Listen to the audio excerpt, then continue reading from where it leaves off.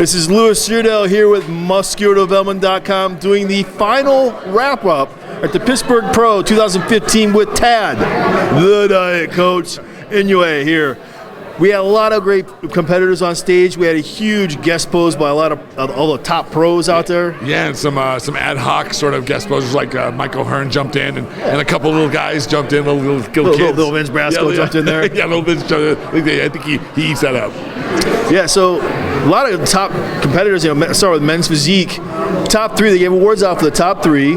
Ryan Terry pulls out the win. Yeah, that's kind of the one we kind of talked about yesterday. And then George Brown got second. That was your guy. That was my favorite.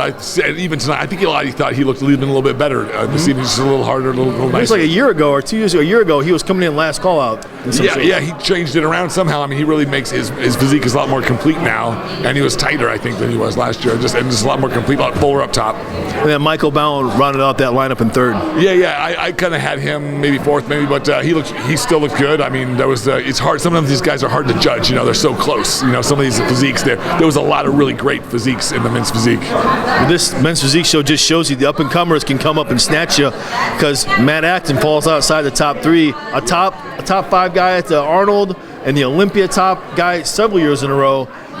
Just got a second place at Anton, and then won a show, comes here, gets fourth. Yeah, and he probably even dropped down to maybe fourth or fifth place, probably fifth place, just given the lineup. But and that just goes to show the caliber that was here, but also that this men's physique field's getting tougher and tougher and tougher. And I was actually really impressed, because when I'm looking at the amateur bodybuilders and these men's physique guys, they're coming in better shape than the bodybuilders. And that's like a challenge to like the bodybuilders. Man, you guys got to slap in your face bodybuilding. That's what it is. Yeah, these guys are tight. These guys are hard. Man, they're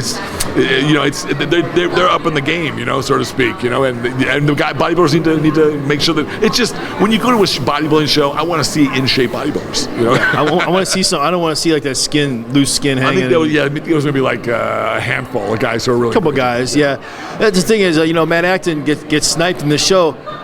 Hey, the top guys out there, these young guys, they're hungry. Yeah. They're hungry, their pockets are empty, and they want to get those top spots. Yeah, and I think Matt was a little flat. He looked a little flat and a little soft, just slightly, a little off from his normal. I've seen him much better. So moving on to bikini, nice little mix up there.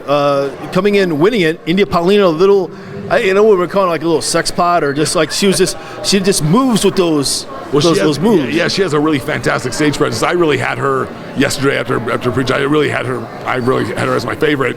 I wasn't sure how the judges were going to go with it, but I really had her as my favorite. Yeah, I'll tell you something. And I saw them call her out. They did the confirmation round. They called out Catherine Ampolini, and she was a fairly new competitor, new to me. And man, I couldn't keep my eyes off her. I'll tell you why. Because she looks like exactly like my wife, practically. Is that why I couldn't look at her? I can't look at her. But she has a fantastic physique as well, and they called her out in this confirmation round in the top five. So I was glad, because when I saw her come out yesterday, I thought she should have been the first call. She was in the second call yesterday in the prejudging. But so maybe I think she's an up and comer. Yeah, definitely. And then I'm a little biased because she looks like my wife. Tad's wife, up and comer, or Catherine Ampanini.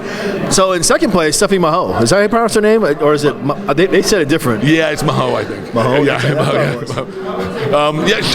Maho. She's always a favorite when she comes in. She looks really fantastic. She's got a really pretty look.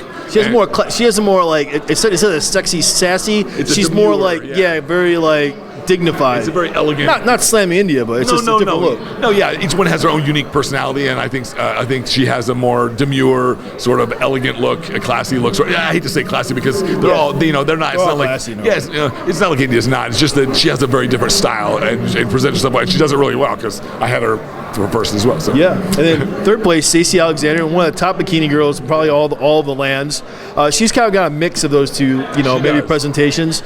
It's her first show back after a long hiatus. Missed the Arnold. Yeah. So third place at Pittsburgh, not really a bad showing. No, not bad at all. She has that nice long physique that the judges usually like, long legs, that really nice long elegant sort of physique. And I've always liked her. I've always thought she has a nice physique and well deserved. I'm glad that she took the time off and came back and did well. It's a testament to the kind of physique that she has. So I'm glad she did. And then there's other girls up in that top. There's Courtney King was there. Yeah, and she still has. I think that it's getting tougher and tougher for girls. She's like 20. Yeah, she's like 20. I mean, she's got years ahead of her still to do this. So, but I thought she looked really good. I think she needs a little more shoulder cap, but that's about it. Right, so then moving on to figure. Allison Fromm picks up her second win of the season. She won right after the Olympia at Borders. Here she comes in, wins Pittsburgh. It's a pretty nice win to have, Pittsburgh Pro. It is a very good win to have, and I think she'll go in. I think she'll do really well next week in New York. But I like her physique. And I think she has her and Wendy Fortino. I like both their physiques. And Wendy Fortino actually finished outside the top 3. Yeah, she did. Yeah, which is too bad. That was my call. I had Tamara Sedlak in third yesterday, and actually got third. Oh yeah.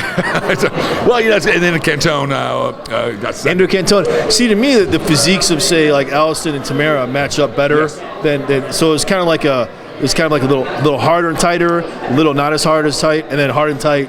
Yeah, and I think when it comes to, especially when it comes to the women's classes, like in figure, especially in figure, there's each woman's going to have a different sort of look that looks the best for her. So some ladies just look better when they're a little softer and a little less muscular, if you will, and other ladies just look better with a little slightly more muscular look. And so the judges respond to that. It's hard to sometimes tell them this is the standard, even though they have a set standard. If a woman comes along and just looks dazzling in a certain way, then it's hard for the judges not to ignore that. Right, then Julie Meyer actually rounded out I believe she rounded out the top 5. I think so too, yes she did.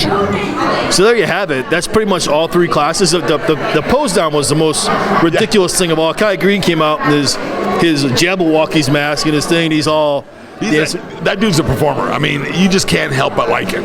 I mean, he's very, very entertaining compared to just the standard. Get out there and throw a couple shots in, and they're all of the guys in the world looks great. I mean, I especially like Dennis Wolf too. He was so impressive. He was in shape. He was in shape, and he's impressive. But I mean, yeah, you're right. I mean, Kai Green, hard not to like. He's an entertainer. I was filming some of them, and he spent the most time out there out of all the guys. I actually got a lot of good footage of him right up close. He's dancing with the little kids and stuff. Yeah. I mean, they got even Michael Hearn jumped in there on stage and kind of pulled him out. He was sitting down in the audience, pulled him out there. Of course, Mike, he'll take his shirt off for anything. Mike's like one of those guys. He's getting older and older, and like it looks he's getting bigger, more jacked and freaky. I'm like, how is that possible? Well, I competed with Mike over 20 years ago at the Emerald Cup.